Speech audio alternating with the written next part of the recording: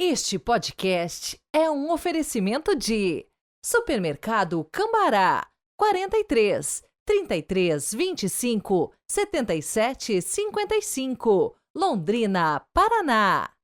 Econorte, revendedora Ford Kia 012 21 70 40 04, São José dos Campos e Caraguatatuba, São Paulo.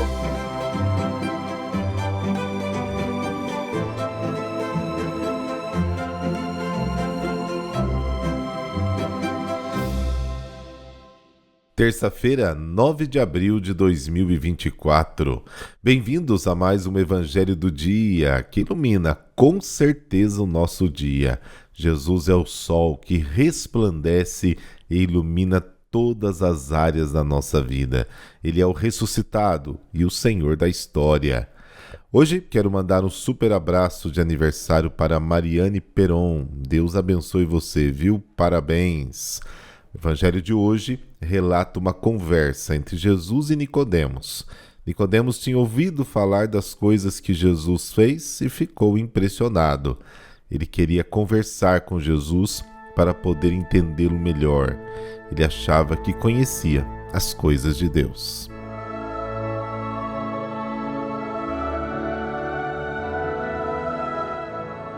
Pelo sinal da Santa Cruz, livrai-nos Deus, nosso Senhor, dos nossos inimigos. Fazei-nos, ó Deus Todo-Poderoso, proclamar o poder do Cristo ressuscitado, e tendo recebido as primícias dos seus dons, consigamos possuí-los em plenitude. Amém.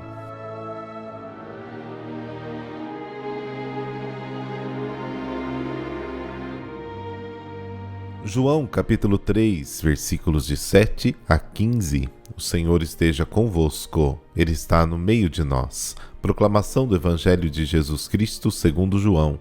Glória a vós, Senhor. Naquele tempo disse Jesus a Nicodemos: Vós deveis nascer do alto. O vento sopra onde quer, e tu podes ouvir o seu ruído, mas não sabes de onde vem e nem para onde vai. Assim acontece a todo aquele que nasceu do Espírito. Nicodemos perguntou: Como é que isso pode acontecer? Jesus respondeu-lhe: Tu és mestre em Israel, mas não sabes essas coisas? Em verdade te digo, nós falamos daquilo que sabemos e damos testemunho daquilo que temos visto, mas vós não aceitais o nosso testemunho.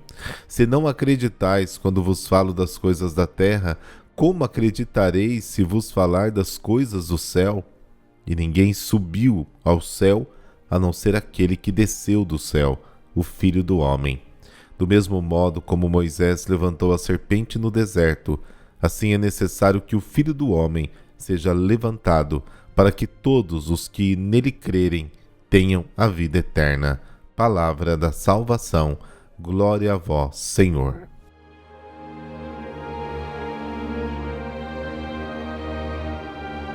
A reflexão de Jesus sobre o ensinamento do Espírito não deixa de ter algo de misterioso, que transcende a mente humana. E Jesus impede Nicodemos, o alertando para não se surpreender com esta mudança radical que o Espírito produz. É certamente misterioso, mas a sua existência não deve ser negada por esta razão. Com as palavras no plural, deveis nascer do alto. Jesus já não fala apenas a Nicodemos, mas a todos aqueles que ele representa. Em suma, a fé adulta no Filho de Deus é fruto da ação do Espírito Santo e não pode surgir da fraqueza do coração humano ou da inteligência que sabe reconhecer os sinais realizados por Jesus. E nesse sentido, o exemplo do vento é muito instrutivo. E o evangelista também utiliza para o significado que contém a palavra vento, pneuma, o de espírito. O homem está convencido da existência do vento pelos seus efeitos, apesar do fenômeno estar fora do seu controle e ele não saber de onde vem o vento ou a origem, nem para onde vai, ou seja, o seu destino. O mesmo se aplica ao nível da fé neste novo modo de ser que é a obra do Espírito Santo.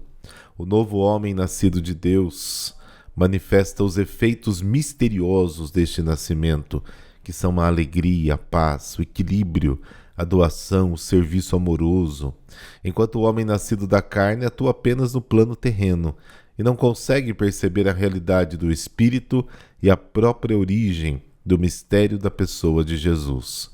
Depois desta ampla revelação de Jesus, Nicodemos apresenta mais uma vez a sua dificuldade como homem racionalista e terreno que não consegue dar o salto da fé, apoiando-se em Jesus e acreditando nele. Como podem acontecer essas coisas? Para passar da fé elementar à fé adulta, Nicodemos deve primeiro aprender a ser humilde diante do mistério, a fazer-se pequeno diante do único mestre que é Jesus. E como ele, todo homem que quer descobrir o mistério da pessoa do Filho de Deus deve colocar-se na escuta silenciosa e adoradora do Espírito de Deus. O longo monólogo de Jesus, que se segue imediatamente, parece sublinhar que Nicodemos ouviu o verdadeiro mestre para se tornar seu discípulo. Jesus inicia a terceira revelação se apresentando como testemunha autêntica dos mistérios de Deus. Em verdade vos digo, falamos do que sabemos e testemunhamos o que vimos. Mas a observação de Jesus, não aceitais o nosso testemunho, é uma conclusão amarga. As coisas do céu são a revelação do amor de Deus, que Jesus manifestará mais tarde. As coisas da terra são o que ele revelou sobre o renascimento do homem.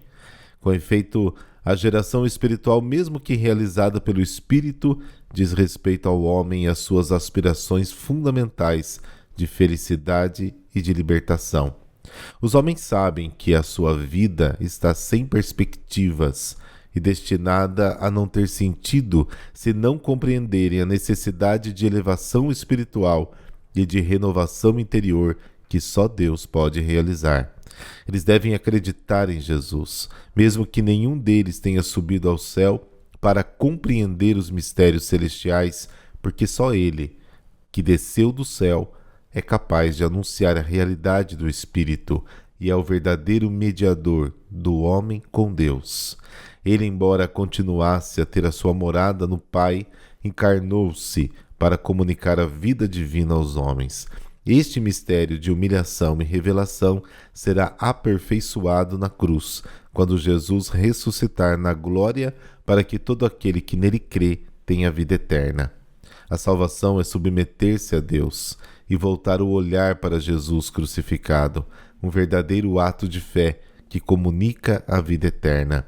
O renascimento espiritual do homem que vive no deserto da vida, ameaçado pela morte, está ligado à cruz, porque este é o lugar onde Jesus demonstrará ao mundo a sua obediência radical e a sua unidade com o Pai, e revelar com o sacrifício da sua vida o amor que Deus tem por cada um de nós.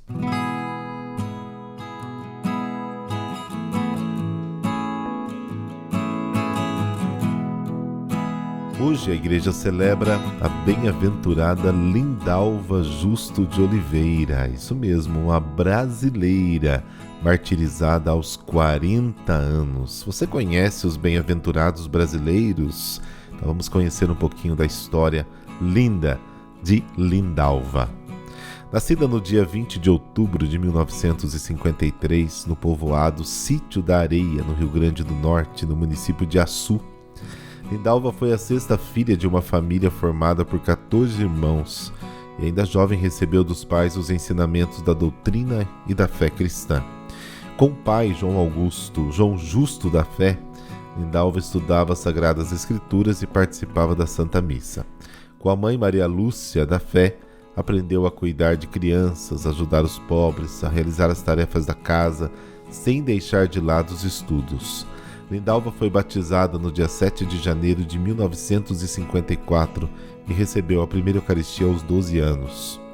Ao finalizar o estudo fundamental, Lindalva trabalhou como babá. Em 1971, se mudou para Natal, no Rio Grande do Norte, para morar com a família de um de seus irmãos.